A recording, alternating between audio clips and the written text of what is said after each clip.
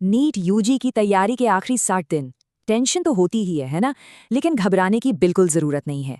आज हम एक ऐसी जबरदस्त रणनीति पर बात करेंगे जो इन आखिरी 2 महीनों को सफलता के लिए एक लॉन्च पैड में बदल सकती है। हम सब जानते हैं कि एग्जाम के आखिरी 2 महीने मतलब एक प्रेशर कुकर वाली फीलिंग।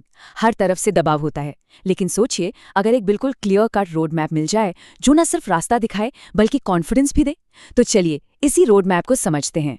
तो इस रोड मैप में 5 हिस्से हैं। सबसे पहले द फाइनल काउंटडाउन, फिर हम देखेंगे द 3 फेज प्लान, इसके बाद द प्रायोरिटी हिट लिस्ट यानी स्मार्ट तरीके से कैसे पढ़ना है, फिर आएगा द डेली ब्लूप्रिंट और आखिर में कुछ गोल्डन रूल्स जिनको फॉलो करना ही करना है।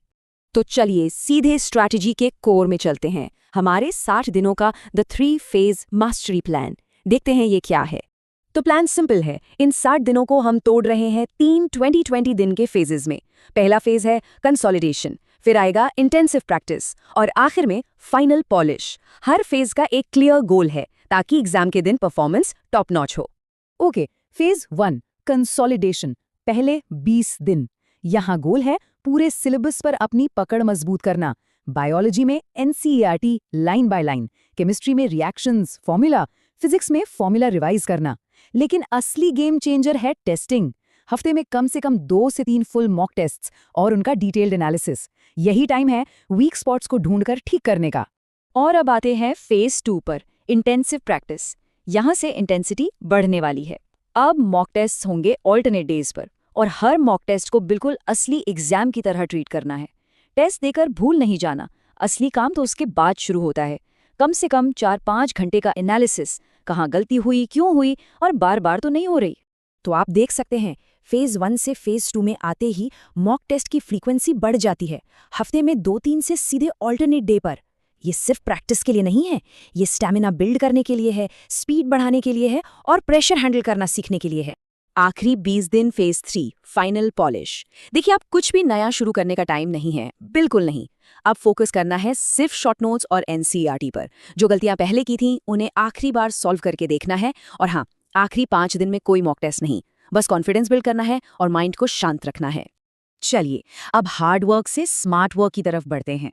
पढ़ना तो सब कुछ है, लेकिन फोकस कहाँ करना है। अब हम देखेंगे द प्रायोरिटी हिट लिस्ट, यानी वो टॉपिक्स जो मैक्सिमम मार्क्स दिलवा सकते हैं। ये चार्ट देखिए, साफ साफ दिख रहा है नीट में 50% वेटेज सिर्फ बायोलॉजी का है। आधे मार्क्स यहीं से आने हैं। तो इसका मतलब सिंपल है, हमारी प्रेपरेशन का सबसे बड़ा फोकस बायोलॉजी ही होना चाहिए।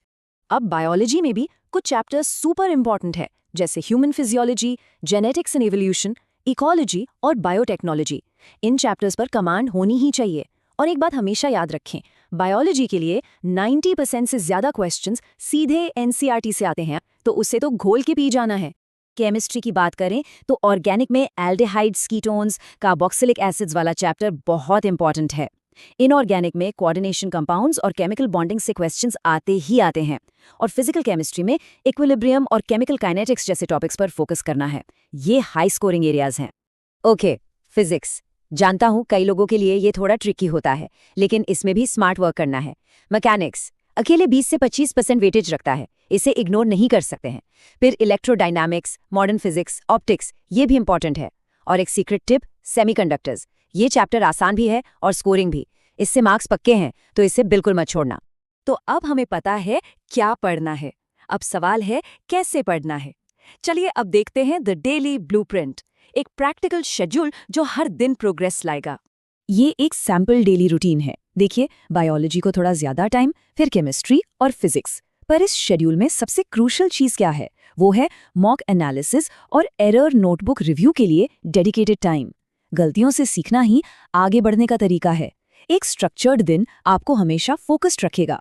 ऑलराइट, अब आते हैं स्ट्रैटेजी के फाउंडेशन पर। कुछ ऐसे गोल्डन रूल्स जिन्हें फॉलो करना नॉन नेगोशिएबल है। इनके बिना सारी प्लानिंग अधूरी है। रूल नंबर 1, और ये सबसे इंपॉर्टेंट है, एनसीईआरटी इज द बाइबल। इस बात को जितनी बार बोलूं कम है। 95% क्वेश्चन सीधे या इनडायरेक्टली यहीं से आते हैं। कोई और रेफरेंस बुक उठाने से पहले ये पक्का कर लें कि एनसीईआरटी का हर पन्ना, हर लाइन आपको आती है। Next, mock tests. टारगेट रखें 15 से 25 फुल लेंथ मॉक टेस्ट्स का। लेकिन याद रखिएगा, यहाँ क्वांटिटी से ज्यादा क्वालिटी मैटर करती है। 50 टेस्ट दे दिए लेकिन एनालिसिस नहीं किया तो कोई फायदा नहीं। उससे बेहतर है 15 टेस्ट दो लेकिन उनका पोस्टमार्टम ए से जेड तक करो। अब बात करते हैं एक्यूरेसी की। नीट में स्पीड से पहले एक्यूरेसी आती है। टारगेट होना चाहिए 85% से ज्यादा का एक्यूरेसी रेट। हर गलत जवाब नेगेटिव मार्किंग देता है, तो तुक्के मारने से बेहतर है क्वेश्चन छोड़ देना। पहले सही करने की आदत डालो, स्पीड अपने आप बन जाएगी। और आखिरी गोल्डन रूल, जिसे अक्सर सबसे ज्यादा इग्नोर किया जाता है, नींद। 7 से 8 घंटे की क्वालिटी स्लीप नॉन नेगोशिएबल है। रात भर जागकर पढ़ने से फायदा कम, नुकसान ज्यादा होता है। एक थका हुआ दिमाग चीजें अच्छे से याद नहीं रख पाता, तो रेस्ट कीजिए। आपका सबसे बड़ा एसेट एक वेल रेस्टेड माइंड है। तो ये है पूरा 60 दिन का मास्टर रोड मैप। क्लियर है, प्रैक्टिकल है और पावरफुल है। अब प्लान बिल्कुल सामने है। सवाल ये है कि इस प्लान को अंजाम देने के लिए सबसे पहला कदम कौन सा उठाया जाएगा।